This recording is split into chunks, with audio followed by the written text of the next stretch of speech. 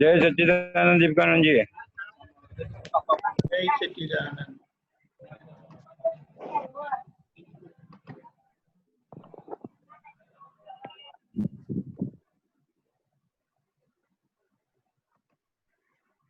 Unmute. Okay. Yep. Start. नमो वित्रागाय नमो वितरागाय नमो अरिहंताणम नमो अरिहंताणम नमो सिद्धाणम नमो सिद्धाणम नमो आयरियाणम नमो आयरियाणम नमो उवज्जायाणम नमो उवज्जायाणम नमो लोये सव्व साहुणम नमो लोये सव्व साहुणम ऐसो पंचन मुक्कारो ऐसो पंच नमुक्कारो सव्व पावप्पणासनो सव्व पावप्पणासनो मंगलाणं च सव्वेसिं मंगलाणं च सव्वेसिं पद्मं हवै मंगलम्। परमं हवै मंगलम्। ओम नमो भगवते वासुदेवाय ओम नमो भगवते वासुदेवाय। ओम नमः शिवाय। ओम नमः शिवाय। जय सच्चिदानंद। जय सच्चिदानंद। जय सच्चिदानंद। थैंक यू मनीषा बहन। ओके, ये क्या बात है? किसी को प्रश्न पूछना नहीं है? Ram help, Gangadharan help. Okay Jaya बहन। जय सच्चिदानंद दीपक। जय सच्चिदानंद। कर्मों को कृष्ण करे वह कृष्ण। हाँ, वो दादा भगवान ने बताया कि कृष्ण का मतलब क्या, जो आपके कर्मों को क्रूस करे। मीन्स आपके कर्म क्रूस में धीरे धीरे निकल जाए। कृष्ण मतलब कर्म को ऐसा वीक करे, क्रूस करे। उसका मतलब क्या है कि धीरे धीरे उनको वो निकलते जाए, एक्सॉस्ट करे। हाँ, जो एक्चुअली क्रूस का मतलब उनको वीक करे, कर्मों को वीक करे, ऐसा है। ओके। संस्कृत जो शब्द है ना क्रूस, उसका मतलब है उनको वीक करे। तो कर्म वीक होते जाए, तो ऐसे करते करते कर्म खत्म हो जाए, तो कर्म आपके वीक हो गए तो फिर आपको कुछ प्रॉब्लम नहीं करेंगे, असर नहीं होएगा। हाँ। तो दादा भगवान ने मौलिक डेफिनेशन दिया कृष्ण भगवान का, कि कृष्ण का मतलब क्या है कि आपके कर्म को जो क्रूस करे वो कृष्ण। ओके। तो आज जन्माष्टमी है, कृष्ण भगवान का बर्थडे सारा जगत सेलिब्रेट कर रहा है। तो दादा भगवान ने ऐसा बताया, कर्मों को क्रूस करे वो कृष्ण। क्योंकि आपके कर्म, तो हमें क्या हुआ, हमें दादा भगवान का जो ज्ञान मिला है, दृष्टि मिली, तो क्या हो गया, हमारे नए कर्म बन नहीं रहे, तो पुराने कर्म धीरे धीरे खत्म हो रहे। तो ये क्या हुआ कि हमारे कर्म खत्म होने लगे, तो हम कैसे होने लगे, कृष्ण भगवान जैसे होने लगे। ऐसे तो हमारे में और कृष्ण भगवान कोई फर्क तो है ही नहीं। हमें जो दृष्टि प्राप्त हुई, हमें जो प्राप्त हो इतना ऊंचा है कि हमारे में कृष्ण भगवान में फर्क नहीं है, या तो हमारे में दादा भगवान में फर्क नहीं है। हम अकेले इस जगत में दादा भगवान के महात्मा ही ऐसे हैं जो ऐसा बोल सकते हैं कि मैं सिमंदर स्वामी भगवान जैसा शुद्ध आत्मा हूँ, विदाउट एनी हेजिटेशन। और जैसे जैसे बोलता है ना, वैसे वैसे उनको भीतर आनंद ज्यादा होता है। बराबर। क्यों? तो जो है वो बोल रहा है। क्योंकि ऐसे हमें प्राप्ति होगी। बराबर। तो कृष्ण भगवान तो बहुत बड़े पुरुष हो गए, वासुदेव भगवान। और वासुदेव का मतलब ही है कि संसार में चारों ओर से उनको नेगेटिविटी आती है, नेगेटिव संजोग आते हैं, अधर्म के संजोग आते हैं, मगर वो भीतर से हर पल हर समय पॉजिटिव रहते हैं, सभी संजोग के लिए, सभी व्यक्ति के लिए, सबके लिए। तो इसका एग्जाम्पल कृष्ण भगवान है, क्योंकि उनके संजोग सब ऐसे मिले वो दिखाई देते हैं। जैसे पार्श्वनाथ भगवान है, उनकी खुली वितरागता दिखाई देती है, ऐसे कृष्ण भगवान का जीवन देखेंगे हम तो हमें कृष्ण भगवान का सारे जीवन में विपरीत संजोग आए, एडवर्स सर्कमस्टेंसेस आए, उनको उसने फेस किया, वो हमें दिखाई देता है। और सारे संजोग में वो पॉजिटिव रहे वो भी दिखाई देता है। तो ये ऐसा देखने को मिलता है ना, तो हमें ऐसा तो वितरता ही हो जाता है कि मुझे भी कृष्ण भगवान की तरह सभी संजोग में पॉजिटिव रहना है। तो सबसे बड़ा है नारायण का जो सबसे बड़ी बात है ना, ये तो नारद जी बोलते हैं नारायण नारायण, तो लोग ऐसा समझते हैं कि नारायण नारायण मतलब दो आदमी को झगड़ा करवाने का। और सही में नारायण मीन्स जो संपूर्ण पॉजिटिव हुए हैं ऐसे पुरुष। तो हम तो क्या कभी कभी छोटे छोटे संजोग आते हैं संसार में, छोटे छोटे संजोग भी आते हैं, वो भी हमें हिला देता है। थोड़ा सा नेगेटिव संजोग आ जाता है तो भी हम डिस्टर्ब हो जाते हैं, और भीतर भी सब अभी क्या होगा, अभी क्या होगा, अभी क्या होगा। तो कृष्ण भगवान को देखो, उनको कितने एक्सट्रीम एडवर्स सर्कमस्टेंसेस आए थे नेगेटिव, फिर भी भीतर से संपूर्ण पॉजिटिव थे। उनकी पॉजिटिविटी की पराकाष्ठा क्या है कि कृष्ण भगवान को जब अंत में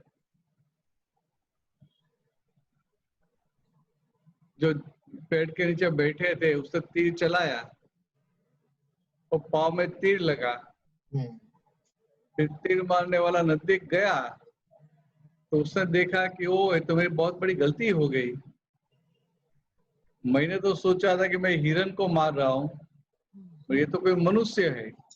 तो उनको भीतर बहुत दुख हुआ और फिर वो दौड़ के वहां जाता है और कृष्ण भगवान का वो सब ड्रेसिंग वेसिंग सब करता था। तभी कृष्ण भगवान को दिखाई दिया कि अब ये मेरा अंत समय आ गया है, मेरा अंत समय आ गया है। तो ऐसे दिखाई देता है कि जिनके निमित्त से उनका मृत्यु सामने दिखाई रहा है, उनके प्रति भी कृष्ण भगवान कितने पॉजिटिव थे। तो कृष्ण उनको क्या बोलते हैं कि तू भी मेरी सेवा करना छोड़, अभी तो कि मुझे दिखाई दे मेरा मृत्यु अभी सामने ही है, मगर बाई चांस से बलराम आ गया और बलराम को पता चला कि तेरी बाण से मेरी मृत्यु हुई है तो बलराम तुझे मार देगा, तो तू दौड़ के यहां से दूर भाग के चला जा। समझ में? ये हद तक की पॉजिटिविटी कृष्ण भगवान की थी। और हमें कोई अपमान करता है तो क्या हो जाता है, कोई पैसा खा गया तो क्या हो जाता है, किसी ने किसी भी तरह से हर्ट किया, दुख दिया तो क्या हो जाता है, हम नेगेटिव हो जाते हैं। वही बता रहा हूँ, हाँ अभी भी ऐसा हो जाएगा, क्योंकि कर्म का हमारा पिछला कर्म का धक्का आता है ना, उनका फोर्स लगता है, हो जाता है, हो जाए उनका प्रॉब्लम नहीं, मगर अल्टीमेटली आप भीतर से पॉजिटिव रहते हैं। आपकी फाइनल सिग्नेचर क्या है? किसी को दुख नहीं देने। जो भी इवेंट हो गया, कोई आपका अपमान करके चला गया, आपने आपने कभी उनको दुख नहीं दिया है, तो फिर भी वो सबके बीच में आपका अपमान करके इंसल्ट करके चला गया, तो आपको फिर क्या होगा? तो आपको पहले तो हर्ट हो जाएगा ना, ऐसा क्यों किया? या बराबर। मगर जैसे ज्ञान हाजिर होगा कि भाई इसने जिसने अपमान किया वो कौन, ठीक है, आफ्टर ऑल तो शुद्ध आत्मा है, बराबर, आफ्टर ऑल तो शुद्ध आत्मा है। हाँ, तो जिसका अपमान किया वो मैं हूँ, तो नहीं मैं भी शुद्ध आत्मा हूँ, तो मेरा अपमान किया तो नहीं, मेरा तो अपमान ही नहीं किया है। बराबर। और फिर जिनको असर होती है वो जया बहन को आप बोलेंगे कि जया बहन तो अच्छा हुआ कि आपका अपमान किया, तो आपको पिछले एक बारी कर्म से मुक्त किया, तो एक्चुअली इज ऑब्लाइजिंग यू। तो थैंक देम, तो क्या होगा, आपका भीतर सब पॉजिटिव हो जाए। पॉजिटिव है। ऐसे सभी संजोग में पॉजिटिव रहे तो आपका मोक्ष का पक्का हो गया। आज तक जितने भी भगवान हो गए, भगवान महावीर है या भगवान राम है, सारे भगवान 100% पॉजिटिव थे। उनका व्यवहार देखेंगे, कृष्ण भगवान का बाहर का व्यवहार देखेंगे या भगवान राम का बाहर का व्यवहार देखेंगे तो आपको समझ में नहीं आएगा, ट्रू। मगर अंदर की दस्ती समझेंगे तो आपको ख्याल में आएगा कि भगवान राम है, भगवान कृष्ण है, सभी संजोग में पॉजिटिव थे। और हमें इतना ही पॉजिटिव ही होने का है, कुछ भी हो जाए, जो भी होना है हो जाए, मुझे पॉजिटिव रहना है। पॉजिटिव रहना। चलो, अच्छा प्रश्न कर लिया, पूछो आगे। आपका आशीर्वाद, आप दोनों का आशीर्वाद, सबका आशीर्वाद चाहिए। जय सच्चिदानंद। जय सच्चिदानंद। भारती पोय। જય સચ્ચિદાનંદ ભરત. जय सच्चिदानंद। આ છે ને આજે વોટ્સઅપમાં આવ્યું છે, લાસ્ટ ઇન ગુજરાતી, તમે હિન્દીમાં ટ્રાન્સલેટ કરજો हाँ। કે સિન્સિયરિટી એ સારી વસ્તુ છે, પણ એબો નોર્મલ સિન્સિયરિટી ખોટી છે અને બિલો નોર્મલ એ ખોટી છે.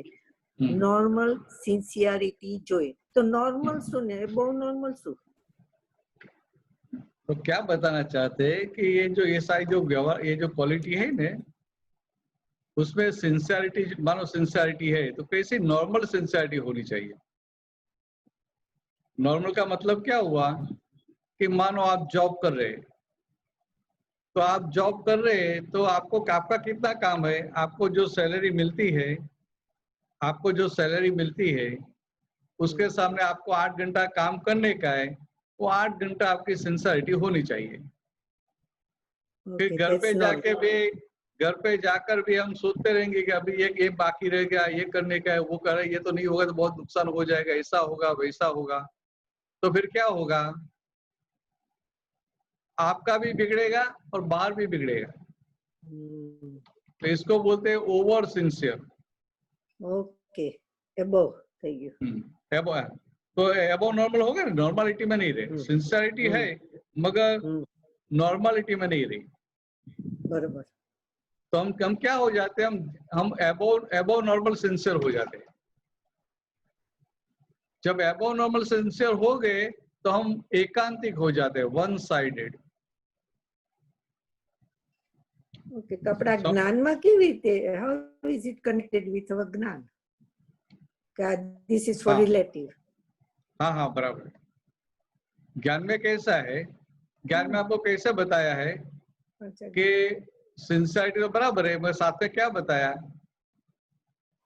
निश्चय और व्यवहार दोनों बताया, बराबर है। तो निश्चय के प्रति भी सिंसियरिटी और व्यवहार के प्रति भी सिंसियरिटी। बात ही समझ में, व्यवहार में भी सिंसियर और निश्चय में भी सिंसियर। अभी आप दोनों में सिंसियर कब रह पाएंगे, नॉर्मल रहेंगे तभी। बरोबर, हाँ समझ आया। हिंदी समझाय છે ને આટલું? હા હા हाँ, तो ये हमें जो दिया है ना वो बैलेंस दिया है। બેલેન્સ દિયા तो आप एबो नॉर्मल हो गए तो आइदर हम्म। व्यवहार में ज्यादा सिंसियर हो गए या तो हम्म। निश्चय में ज्यादा सिंसियर हो गए। बरोबर अबे, समझ हाँ। आएगा बहुत केवल ज्ञान होने के बाद सिर्फ निश्चय है, मगर अभी हमारा तो ये निकाली व्यवहार पड़ा है ना सामने, है ने तो उनका भी सिंसियरली हार्टिली निकाल तो करना पड़ेगा ना। वो कब होगा? ये बैलेंस हम शुद्धात्मा में रहेंगे और बाती बहन को देखते रहेंगे तो व्यवहार का निकाल होगा। बरोबर समझ में? तो ये निश्चय दृष्टि साथ में हाजिर रहेगी तो व्यवहार का निकाल होगा। मगर हम एक व्यवहार के ही पीछे पड़ गए तो भी रॉन्ग, तो व्यवहार में हम उलझ जाएंगे और सिर्फ निश्चय का पकड़ कर बैठ गए अभी ये स्टेज में, तो क्या होगा? व्यवहार बिगड़ जाएगा। बरोबर तो इसलिए नॉर्मालिटी। अब समझ आ गया। Thank you. जय सच्चिदानंद। जय सच्चिदानंद।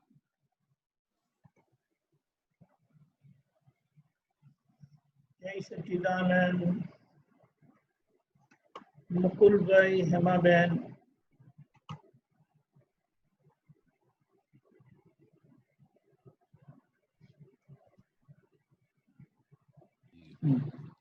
આપ્તસૂત્ર પુસ્તકનું જાડું પુસ્તક એનું વાક્ય 217 पेज नंबर નો પેજ નંબર 862 અને સૂત્ર નંબર છેલ્લું વાક્ય 217 2117 4217 4217 અચ્છા હવે કેવળ જ્ઞાન સ્વરૂપ કેવું દેખાય? આખા દેહમાં આકાશ જેટલો ભાગ પોતાનો દેખાય, આકાશ જ દેખાય, ખાલી બીજું કશું ના દેખાય, કોઈ મૂર્ત વસ્તુ એમાં ના હોય. જ્ઞાની પુરુષના કહેવાથી આપણે આ પ્રમાણે અભ્યાસ થયો એટલે શુદ્ધ થઈ ગયું. પછી પ્રશ્નાર્થ છે. હવે આમાં સમજવું છે કે જ્ઞાની પુરુષના કહેવાથી એટલે જ્ઞાન મળી ગયું આપણને, એક અષ્ટાંગ ભાગ ખુલી ગયો, એ પ્રમાણે અભ્યાસ હવે સત્સંગમાં આવીએ, અભ્યાસ થાય છે, આપણી સમજણમાં ફેરફાર થાય છે, એ બધી ખબર પડે છે. એટલે શુદ્ધ એમણે લખ્યું છે કે શુદ્ધ થઈ ગયું. એટલે કઈ રીતે શુદ્ધ થઈ ગયું હોય? કેવી રીતે દેખાય શુદ્ધ થઈ ગયું છે? બહારની આંખથી નહીં, અંદરની આંખથી.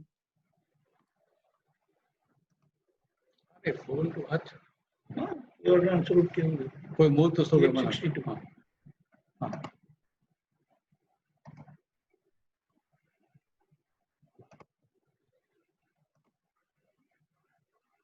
हाँ આવી ગયો.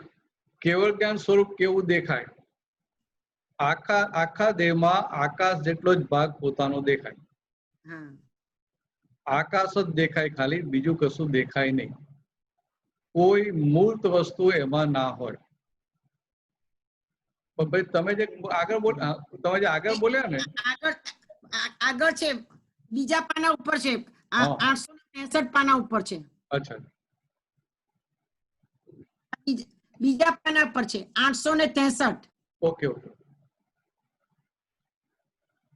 હજુ આ વાક્ય અધૂરું છે. હવે બીજું પાનું આવશે. હવે બીજું પાનું આવશે. હા, હવે આવ્યું. જ્ઞાની પુરુષના કહેવાથી આ પ્રમાણે અભ્યાસ થયો એટલે શુદ્ધ થઈ ગયું. बराबर है। तो क्या कितना दादापन क्या बताना चाहते हैं कि केवल ज्ञान स्वरूप ऐसा है? ऐसा है मतलब क्या है कि केवल ज्ञान स्वरूप कैसा है कि देह में आकाश, पूरा आकाश ही दिखाई देता है, कुछ मूर्त स्वरूप दिखाई नहीं देता है। बराबर है। मगर ये तो दादा ने बताया, बराबर है, मगर अभ्यास कैसे करेंगे? तो दादा અભ્યાસ એવું લખ્યું છે આ પ્રમાણે અભ્યાસ हाँ, થયો आप प्रमाण अभ्यास थयो मगर ऐसा इस तरह से अभ्यास हुआ मगर ऐसा अभ्यास करेंगे कैसे? तो बस। ज्ञानी पुरुष के कहने से। तो ज्ञानी पुरुष व्यवहार में निश्चय में ऐसा उनका कुछ कहने का होता ही नहीं है, कोई जगह पैरेलल दखल नहीं चलता, वो होती। पैरेलल उनका- चलता है। उनका सिर्फ उनका जो कहना है सिर्फ 5 आज्ञा है, અચ્છા અચ્છા એટલે આજ્ઞા બ્રેક થાય છે। बाकी व्यवहार में कोई भी चीज के लिए ज्ञानी कभी ऐसा बोलेंगे आप ऐसा करो ऐसा नहीं करो, નહીં નહીં उनका उनके व्यवस्थित पे छोड़ देते हैं। અચ્છા અચ્છા એટલે 100% વ્યવસ્થા પર વિશ્વાસ હોવો જોઈએ। हाँ तो वो तो सही बात है, 100% होना चाहिए। मगर ज्ञानी कैसे होते हैं कि ज्ञानी खुद के व्यवहार में भी दखल नहीं करते हैं, तो दूसरों के व्यवहार में कैसे दखल करेंगे? બરાબર है बराबर तो 100%। आपको व्यवहार के लिए नहीं बोलेंगे, ये जो सारी बात है ना, तो हम क्या सोचते हैं कि ज्ञानी पुरुष के कहने से अभ्यास हुआ तो अभी मुझे ज्ञानी पुरुष ने क्या कहा है, मुझे क्या अभ्यास करने का, ऐसा हम स्थूल में पकड़ लेते हैं। हाँ पर दादा भगवान का कहने का आशय क्या है, इंटेंशन, ओके कि ज्ञानी पुरुष ना कहवाथी तो हमें दादा भगवान मिले, ये दृष्टि प्राप्त हुई, 5 आज्ञा प्राप्त हुई, तो 5 आज्ञा में रहे तो अभ्यास शुरू हो गया। पहले संसार का अभ्यास था, पुद्गल का अभ्यास था,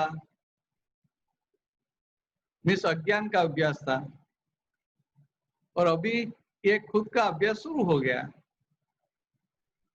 तो अभ्यास शुरू हो गया तो बढ़ते बढ़ते बढ़ते मीन्स डे बाय डे वो वर्धमान होते होते वो केवल ज्ञान तक जाएगा,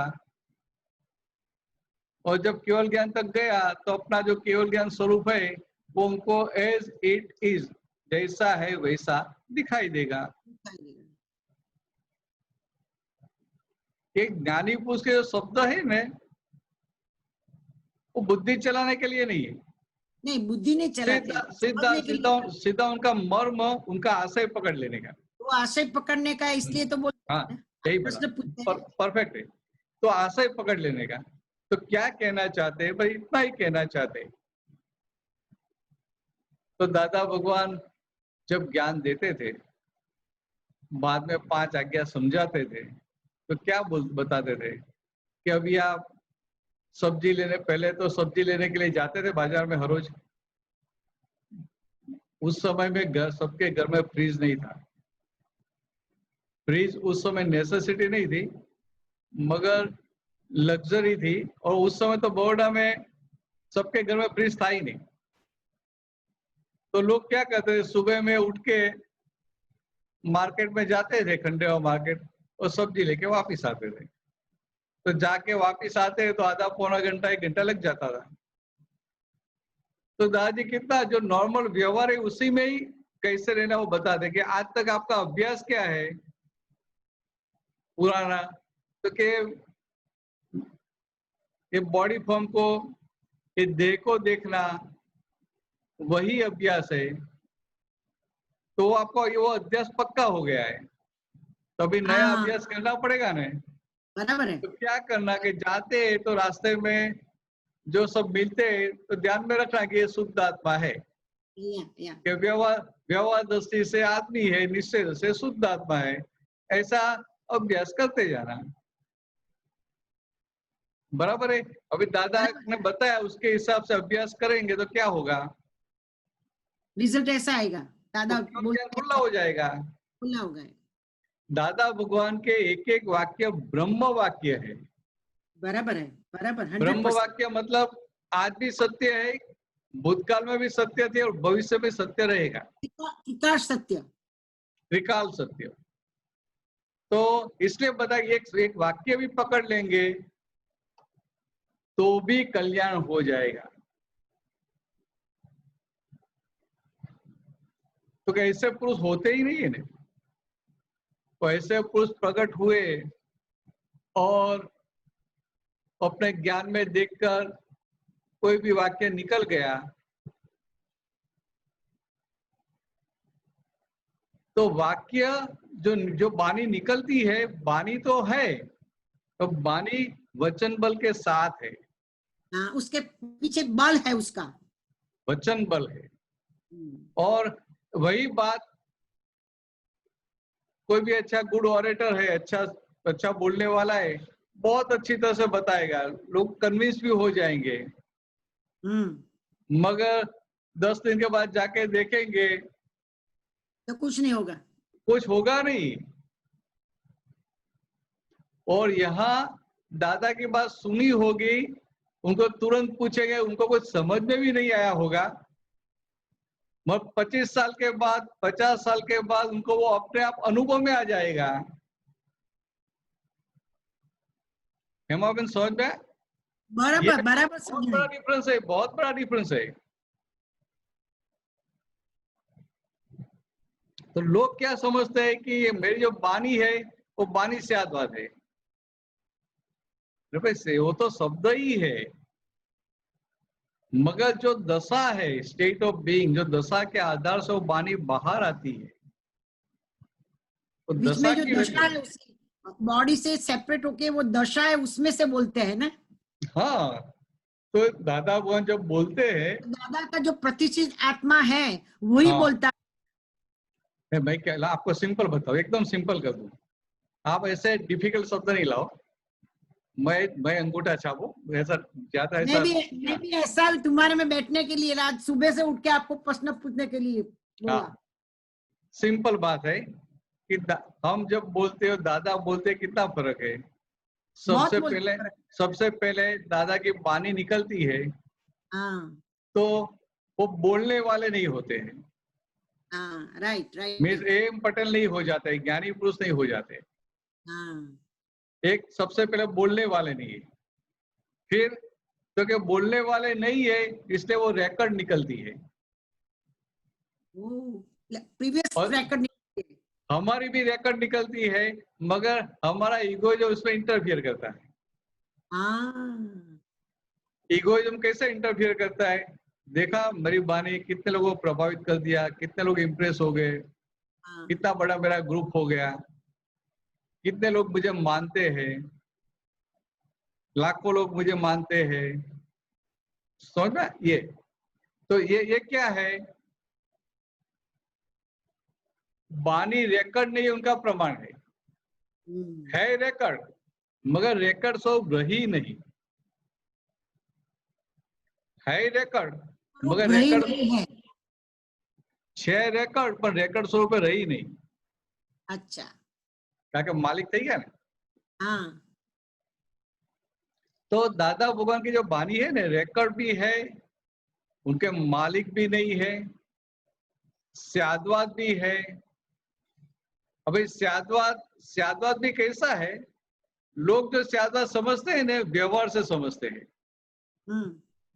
ये व्यवहार से नहीं, उनकी अंदर की दशा ही ऐसी है कि उनकी वाणी किसी को हर्ट भी नहीं करती है, किसी को हर्ट भी नहीं करती है, और उनको जो भी बोलना है वो ब्लैक एंड व्हाइट में बताते भी है, फिर भी सामने वाले को दुख नहीं होता है। उसके पास मारण है ना? नहीं, ये स्याद्वाद है इसलिए। मारण ये तो अलग बात है, वो दूसरी बात है। अच्छा अच्छा। मारण तो कोई व्यवहार का आदमी है ना, वो भी कुछ बोल देगा, वो उनके पास भी मारण हो सकता है। अच्छा, मगर दादा की वाणी जो स्याद्वाद है, इसलिए वो आपको डांटेंगे ना, फिर भी आपको आनंद होगा। आपको ऐसा होगा कि अरे मुझे और डांटे। क्या मैं डांटेंगे तो भी आपको ऐसा मुझे और डांटे। वो हम बोलते हैं, हमको दूसरी बार भी डांटे, वही भी मेरा डिस्चार्ज होगा तो ही बोलेंगे ना? वो सब बात सही है कि आपका डिस्चार्ज है तभी बोलेंगे, मगर बोलने वाले की दशा की बात कर रहा हूँ अभी। अच्छा, ज्ञानी पुरुष की दशा की बात करते हैं ऐसे। हाँ, तो उनकी दशा कैसी होती है? उनकी दशा कैसी होती है कि बोलने वाले नहीं है। अच्छा, फिर उनको वो भी नहीं होता है कि उनको ऐसा बोल देना है, उनको ऐसा बोलूंगा तभी उनका रूप निकलेगा, वो सब नहीं होता है। समझ गए तो समझ हम जब बात करते हैं किसी से तो हमें ये रहता है कि उनको ऐसा बोलना पड़ेगा तभी उनका रोग निकलेगा, अच्छा उनको ऐसा बोलेंगे तभी उनको बात पहुंचेगी, थोड़ा ऐसा उनको स्ट्रांगली बोलेंगे तभी वो पेनिट्रेट होगा। तो दादा भगवान को ऐसा कुछ नहीं है, वो तो सामने जो निमित्त बैठा है, निमित्त के अधीन नैमित्तिक वो वाणी टैप लेकर निकल जाती है। फिर व्यवहार में हम बोलते हैं कि दादाजी रोग निकालने के लिए ऐसा कड़क पानी बोलते हैं। कविराज ने भी लिख दिया कि गारो दहीने दादा गांगड़ू ने तारो दादा कट्ठन शब्दों ये भले वापरो। तो हम इस तरह से ले लेते हैं व्यवहार से, मगर निश्चय में उनकी दशा कैसी है कि उनको उनके पीछे इंटेंशन नहीं है कि उनको मुझे ऐसा बोलना है वैसा बोलना है, मैं ऐसा बोलूंगा तो नाराज हो जाएगा, ऐसा बोलूंगा उनको दुख नहीं होगा, ऐसा नहीं है। वो तो उनका भीतर पक्का है कि मुझे किसी को दुख देना नहीं है। फिर भी निमित्त के अधीन नैमित्तिक जो रिकॉर्ड है वो रिकॉर्ड बाहर आ जाती है, और रिकॉर्ड बाहर आती है इसलिए वो सामने वाले का काम करती है। अच्छा अच्छा इसलिए कितने सारे लोगों ने दादाजी को क्या बताया था कि बॉम्बे में हिम्मत जवेरी और मंजूबेन जवेरी थे, હા મંજુબેન જવે અક્રમની પાછળ લખ્યું છે तो वो आए थे तो दादा की थोड़ी बानी ऐसे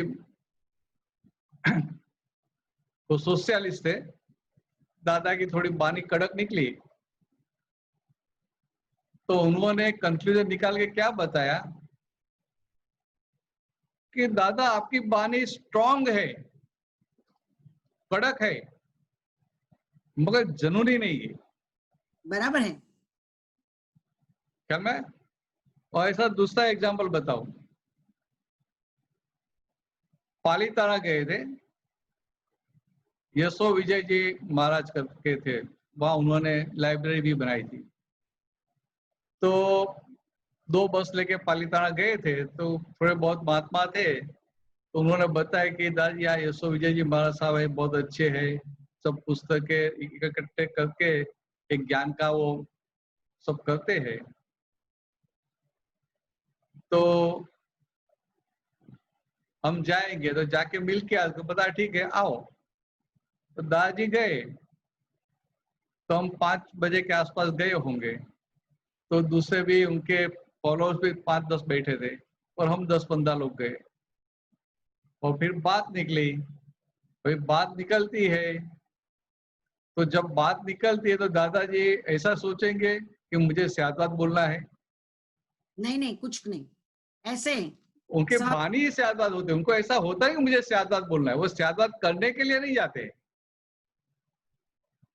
और हम क्या सोचते हैं कि हम ऐसा बोलेंगे तो स्यादात नहीं रहेगा,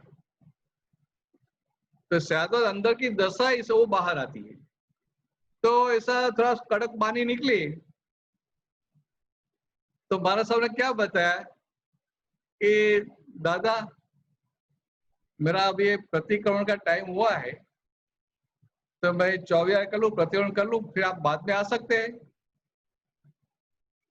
तो राजा ठीक है, तो फिर बाद में उनका सब जो टाइम बताया 7:30 7 के बाद हम गए तो सबसे पहले उन्होंने क्या बताया कि दादा आप जो बोल रहे थे कड़क था, मगर आपकी बानी कड़क थी, स्ट्रांग थी, मगर मीठी बहुत लगती थी। मगर मुझे डर लग रहा था कि मेरे उससे जो पड़ोस आसपास बैठे थे वो क्या सोचेंगे, इसलिए मैंने आपको बताया कि आप बाद में आना। अभी वो कोई नहीं, आपको अभी जो बोलना है बोलो, अच्छा मुझे सुनना है। अच्छा तो ये बात समझ में बराबर છે स्यादात बानी कौन से लेवल की है। अच्छा हम क्या सोचते हैं कि ऐसा बोलेंगे तो स्यादात तो नहीं रहेगा, तो जब बोलने वाले हो गए तो स्यादात रहेगा ही कहाँ से। બરાબર છે वो तो मुक्त फ्लो निकलता है ना, બરાબર और फ्लो निकला, और फ्लो में बहुत लोगों का कल्याण हो गया। फिर भी दादा ने कैसी कभी भी ऐसा हुआ कि देखो मेरी बानी से कितने लोगों का कल्याण हो गया। वो बानी के मालिक ही नहीं हुए कभी, બરાબર तो ऐसी ऐसी बानी है ना, तो उनका सिर्फ आशय समझने का है, मर्म समझने का है, क्या कहना चाहते हैं। हम शब्द पकड़ लेते हैं तो फिर वो बुद्धि वाले सब घुमा देंगे। બરાબર છે. तो शब्द नहीं पकड़े, मर्म। तो दादी बोले हमारा कहवा थी, मीन्स हमारी आज्ञा में रहने से। બરાબર છે. आगे बराबर. पूछोगे। હવે બીજાનો ટર્ન, પછી 2-3 પ્રશ્નો છે પછી પૂછીશ. હવે બીજાનો हाँ ટર્ન. हाँ हाँ हाँ, वांधो। जय सच्चिदानंद। જય સચ્ચિદાનંદ. ब्रिज कुमार। जय सच्चिदानंद। जय सच्चिदानंद, जय सच्चिदानंद, जय सच्चिदानंद।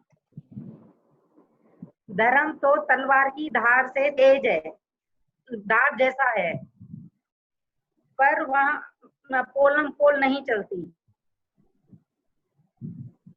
धर्म दो बाजू वाली तलवार है, हाँ, दो, पोलम पोल नहीं थी। हाँ बराबर है।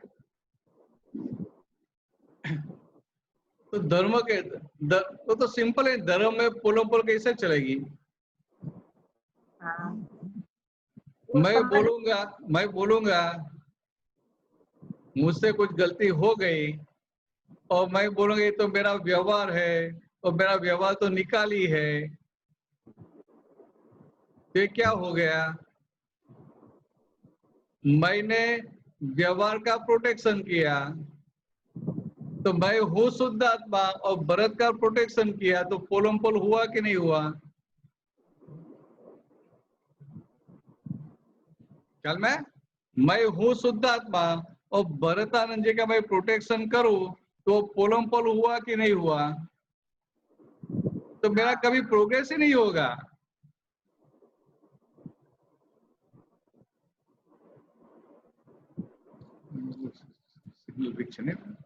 ये समझ में नहीं आया। समझ में नहीं आया? अच्छा, धर्म जो है ना, धर्म वो दो धारी तलवार पे चलने जैसा है।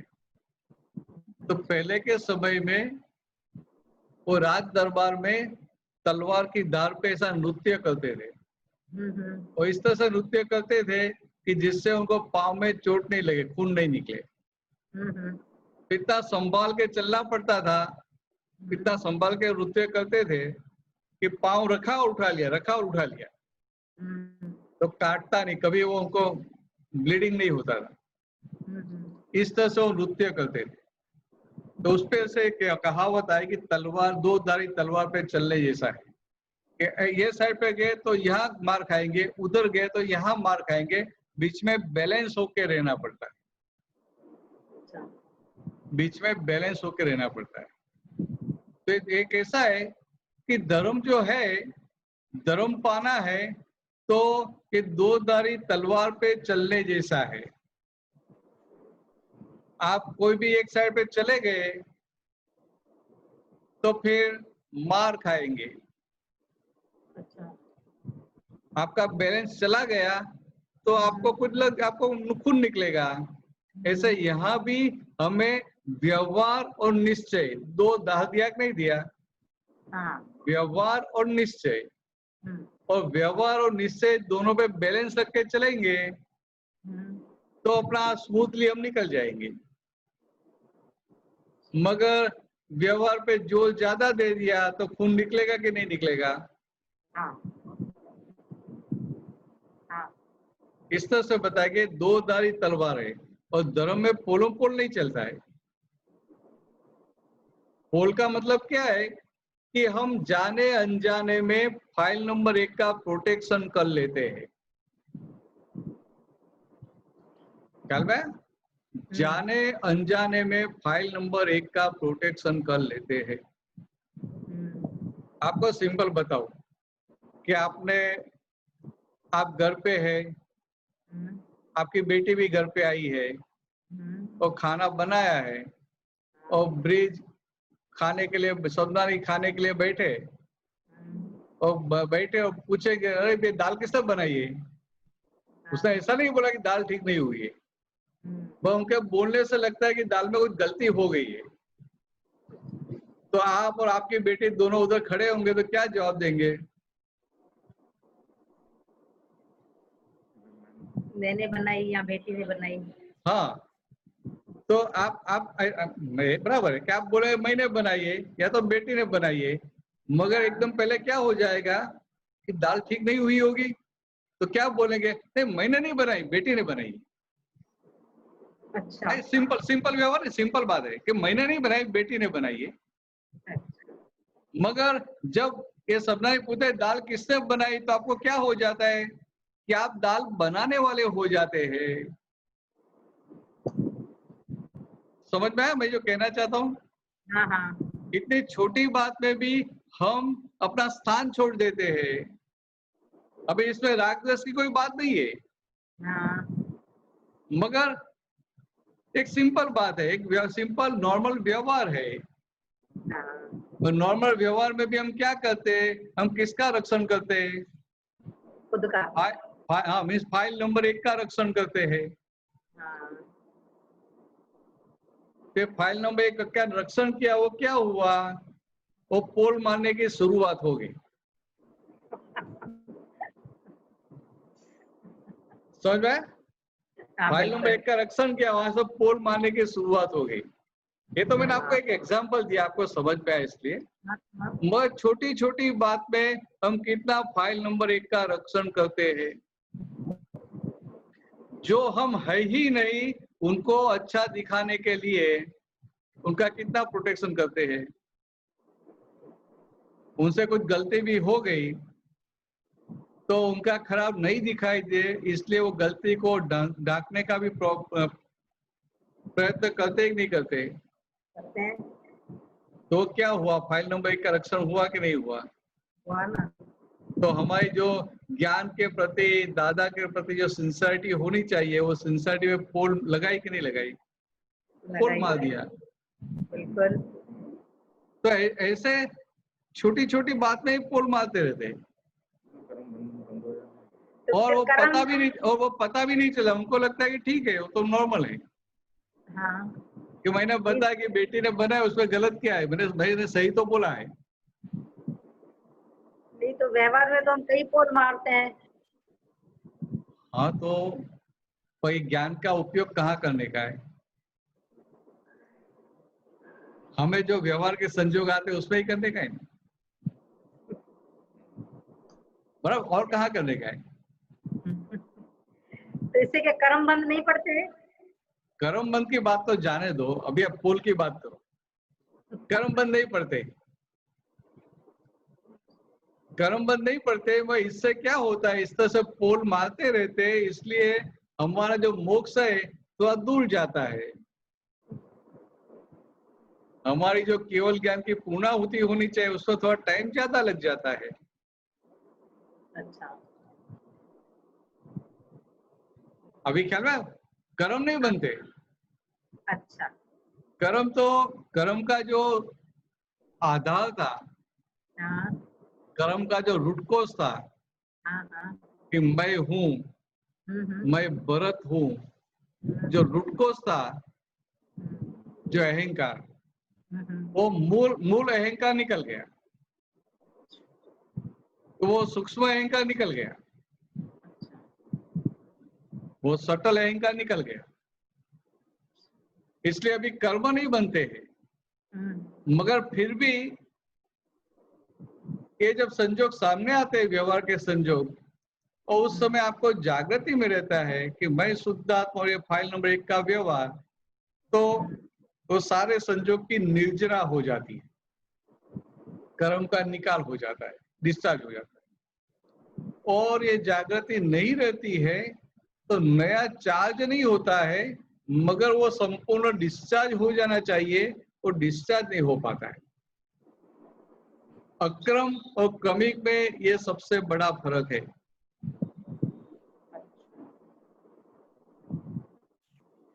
अक्रम और क्रमिक में सबसे बड़ा फर्क है कि क्रमिक में केवल ज्ञान तक पहुंचते, वहां तक कर्म नए कर्म बनाते भी है और छोड़ते भी है, क्योंकि कर्म चार्ज भी होते हैं और डिस्चार्ज भी होते हैं। और ये हमें जो दादा की कृपा से अक्रम मिला है, वो अक्रम ऐसा है कि नया बनता नहीं है, नए कर्म बनते नहीं है, और पुराने डिस्चार्ज होते रहते हैं, मगर हमारी जागृति कम हो गई तो डिस्चार्ज पूरा नहीं होगा, कंप्लीट नहीं होगा। 100% डिस्चार्ज होना चाहिए, उसकी जगह 60% होगा, 70% होगा, 50% होगा। अभी ख्याल में? तो इस तरह से हम पोल मारते हैं। तो अभी पोल मारने का बंद कर देने का।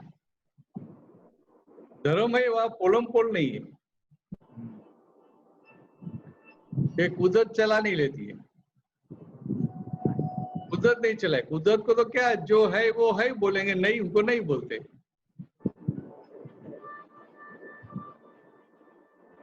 पूछिए आगे। एक क्वेश्चन और पूछ सकती हूँ? बोलिए बोलिए क्विकली। देवताओं में भी ये चीजें होती है क्या?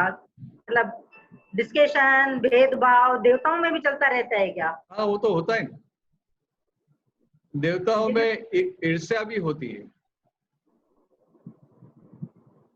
कि भाई ये मुझसे बड़ा है।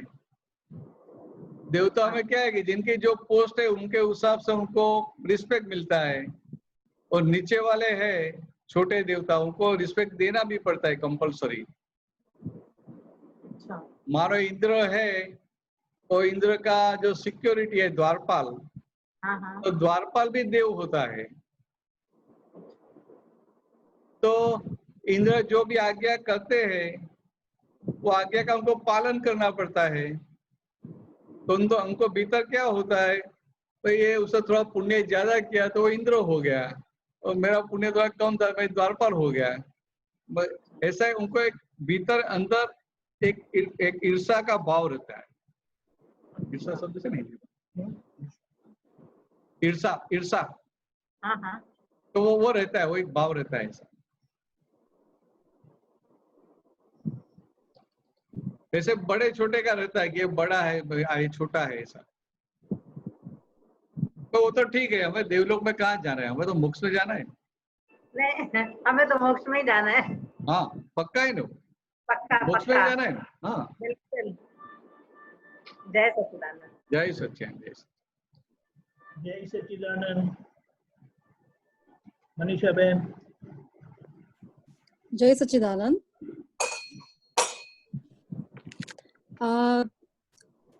कृष्ण भगवान ने रणभूमि में युधिष्ठिर को बताया था कि आपके बोलने से ही गुरु द्रोणाचार्य को यकीन होगा कि अश्वत्थामा मारा गया।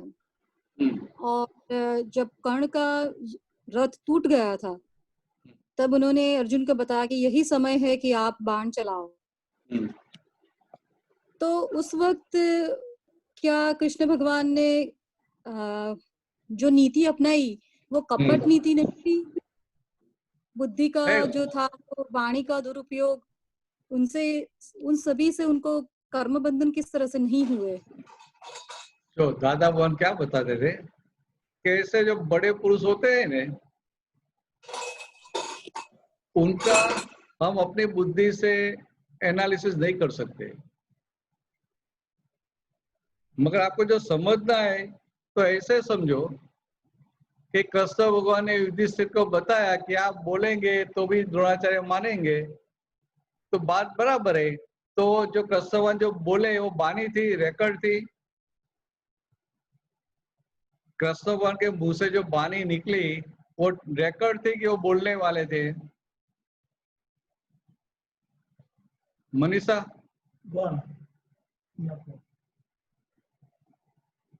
अनम्यूट करिए।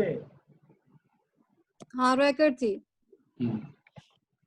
हाँ, तो मेरा कहने का मतलब क्या है कि कृष्ण भगवान की जो वाणी थी वो रिकॉर्ड थी कि वो खुद बोलने वाले थे। रिकॉर्ड थी। तो जब वाणी रिकॉर्ड है तो ऐसे बड़े पुरुष कि जिनकी वाणी रिकॉर्ड स्वरूप है उनको कपट हो सकता है? नहीं हो सकता है। हाँ ख्याल में आता है? हाँ। तो ये तो लेवल वाले पुरुष है, जागृत पुरुष है।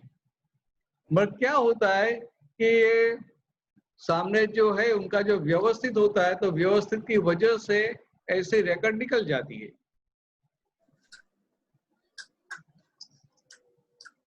और हम क्या सोचते हैं कि कृष्ण भगवान तो कपटी थे,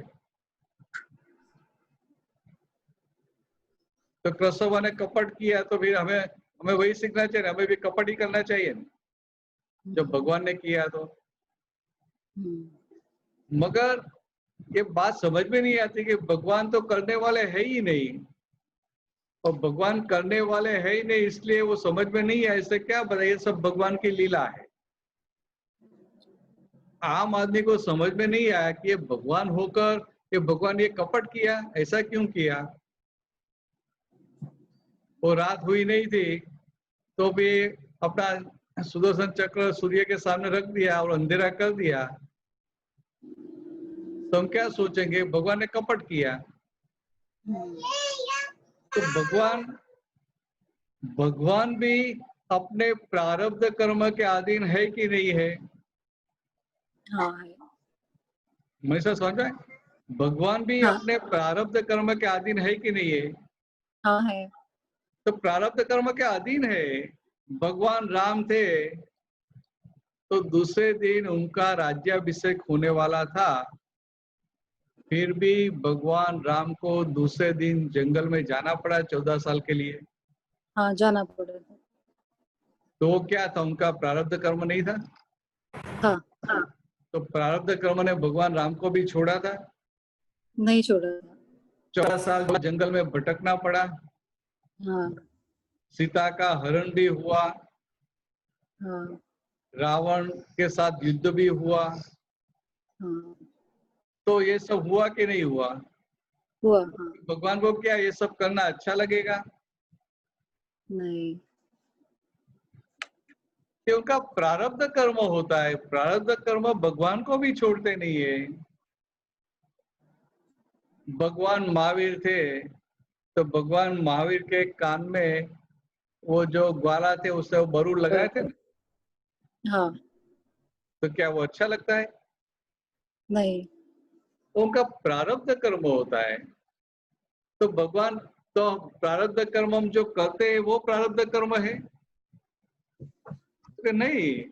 action of mind, action of speech and action of body, वो तीनों प्रारब्ध कर्म में जाते हैं। मन में जो विचार आते हैं ना वो भी प्रारब्ध कर्म में जाते हैं, जो वाणी है वो भी प्रारब्ध कर्म में जाती है, और देह का जो एक्शन है, क्रिया है, वो भी प्रारब्ध कर्म में जाता है। राइट। मगर भीतर भगवान का कैसा था वो देखने का है।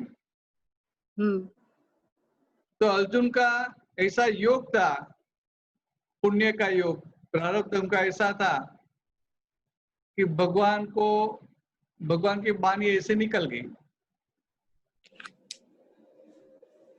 मगर हम क्या सोचेंगे कि भगवान अर्जुन के पक्ष में थे, और हमें समझाया भी कैसा जाता है कि यदा यदा ही धर्मस्य ग्लानिर्भवति भारत, जो बताया ना कि जब जब भारत में धर्म की ग्लानि होती है तभी तभी कृष्णवान जन्म लेते हैं। तो फिर क्या बताया आगे कि कृष्णवान जन्म लेते हैं, क्यों लेते हैं? कि धर्म की स्थापना करने के लिए और अधर्म का विनाश करने के लिए। क्या है? धर्म की स्थापना करने के लिए और अधर्म का विनाश करने के लिए भगवान जन्म लेते हैं। और बात समझने के लिए कि धर्म की स्थापना करने के लिए बताया तो लोग क्या स्थूल भाषा में समझ गए कि धर्म की स्थापना, तो लोग फिर क्या समझे धर्म की स्थापना का मतलब क्या? तो जगत में धर्म नहीं था तो धर्म को एस्टैब्लिश किया, धर्म की स्थापना की। कैसे? तो आश्रम बनाया, मंदिर बनाया, शास्त्र बनाया। तो लोग ऐसा अपनी भाषा में सोच लेते हैं, बस सही में ऐसा नहीं था। बात सही है, कृष्ण ने धर्म की स्थापना की, अधर्म का विनाश किया, मगर वो बात बहुत समझने जैसी है। कृष्ण भगवान ने जो धर्म की स्थापना की वो क्या था, जो आगे मैंने बात बताई पॉजिटिविटी की, उसके कनेक्शन में बता रहा हूं कि भगवान को सारी उम्र, सारी जिंदगी में बाहर से सारे नेगेटिव संजोग थे, सारे अधर्म के संजोग थे, मगर भगवान ने वो नेगेटिव संयोग, वो अधर्म के संयोग को खुद को टच नहीं होने दिया, वो अधर्म का विनाश किया। ख्याल में आपके बाहर आपकी चारों ओर अधर्म है और वो अधर्म आपको बदल नहीं देता है, आपको स्पर्श नहीं करता है, तो वो अधर्म का विनाश हो गया। और धर्म की स्थापना क्या है कि आपके चारों ओर अधर्म है, फिर भी आप भीतर से पॉजिटिव रहते हैं। सारे नेगेटिव संयोग में, सारे अधर्म के संयोग में आप भीतर से पॉजिटिव रहे, वो धर्म की स्थापना हो गई। तो ये संयोग बाहर से नेगेटिव है, तो भीतर से भगवान पॉजिटिव है, तो धर्म की स्थापना है। तो हम लोग तो बोल देते हैं कि भगवान थे कौरवों के अगेंस्ट में थे और पांडवों के पक्ष में थे, ऐसे नहीं बोलते। फिर धर्म के पक्ष में थे, अधर्म के विरुद्ध में थे। मगर कभी भगवान ऐसे हो सकते, किसी के विरुद्ध हो सकते? भगवान कभी ऐसे होते किसी को मार दे, किसी की हत्या करे? मगर वही कृष्ण भगवान जब दुर्योधन कृष्ण भगवान को मिलता है, तभी दुर्योधन कृष्ण भगवान को एक प्रश्न करता है कि जानामि में धर्मम न च में प्रवृत्ति, जानामि में अधर्मम न च में निवृत्ति। मैं धर्म को जानता हूं मगर धर्म का आचरण नहीं कर पाता हूं, अधर्म को भी जानता हूं और अधर्म का त्याग नहीं कर पाता हूं। तो भगवान ऐसा क्यों? तो कृष्ण भगवान, जिसने पढ़ा है उनको पता है, कृष्ण भगवान उत्तर ही नहीं देते।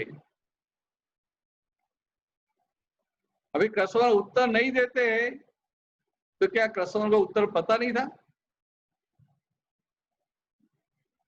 पर कृष्ण भगवान दुर्योधन का भी हित देखते थे। तो कृष्ण भगवान ने देखा कि दुर्योधन को मैं सही उत्तर बताऊंगा तो दुर्योधन का जो बुद्धि है, दुर्बुद्धि है, कुबुद्धि है, उनका मिसयूज करेगा और मिसयूज करके वो ज्यादा स्लीप होगा। मगर कृष्ण भगवान दुर्योधन का हित देखते थे, वो ज्यादा स्लीप हुए ऐसा नहीं सोचते थे। तो दुर्योधन ने प्रश्न पूछा, फिर भी भगवान मौन रहे। अब ये भगवान का लेवल, ये बात कैसे समझ में आएगा? हम तो क्या बोलेंगे, भी कौरवों का विनाश किया, कौरवों के अगेंस्ट में थे, पांडवों के पक्ष में थे। फिर समझ में नहीं आता है धर्म के पक्ष में थे, अधर्म के विरुद्ध थे। मगर बात को नहीं समझ सकते। भगवान भगवान है, भगवान किसी का भी अहित सोचते ही नहीं, तो फिर वो भगवान ही नहीं है।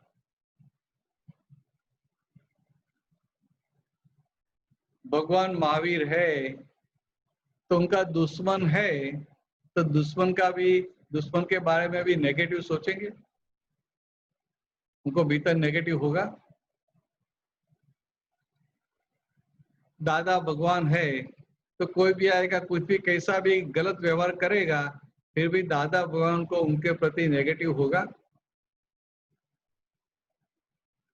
तो हम तो क्या बाहर का व्यवहार देखते हैं, भीतर कभी नेगेटिव नहीं होते, वो बात नहीं देखते हैं। तो हम क्या बोलते हैं, हम बाहर का व्यवहार देख के कृष्ण भगवान कपटी थे ऐसा बोलते हैं। मगर इतना सारा व्यवहार हुआ, दुर्योधन भगवान कृष्ण के सामने, दुर्योधन को कुछ भी नहीं। भगवान कृष्ण के सामने दुर्योधन की वैल्यू क्या है? कौन से खेत की मूली? तो एक छोटा आदमी भगवान की सही बात, सच्ची बात सुनता भी नहीं है, स्वीकारता नहीं है। और भगवान तो ऐसे बता दे, धर्म के हिसाब से आपको ये राज्य अभी युधिष्ठिर को, पांडवों को सौंप देना चाहिए, मगर वो एग्री नहीं होता है। तो भगवान बोलते हैं ठीक है, अभी ये युद्ध नहीं हुए तो चलो कॉम्प्रोमाइज कर लेते हैं। तो बोलते हैं ठीक है, काम करो, आधा आपके पास रखो, आधा उनको दे दो। तो बोलते नहीं, वो भी नहीं। तो कृष्ण भगवान वहां तक पॉजिटिव थे कि उन्होंने पांडवों को पूछे बिना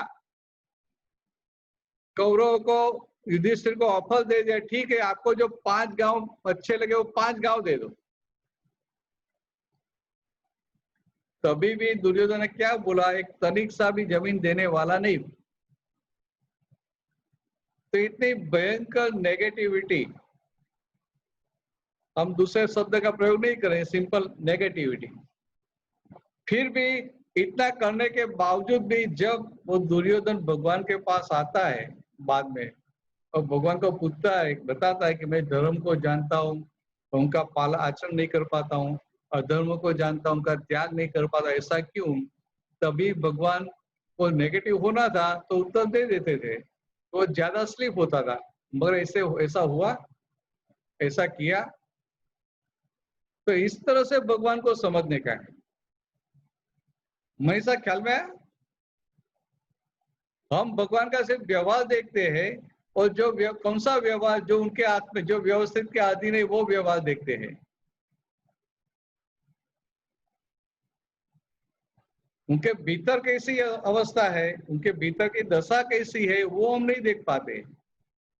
वो देख पाए तो हमारा काम हो जाए।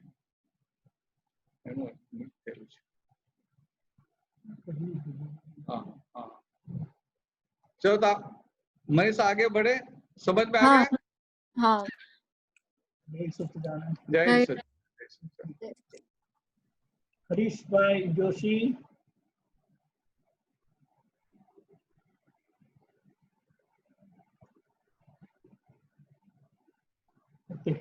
मनीषा मैंने आप 3 मंत्र बुलाना। हाँ हाँ।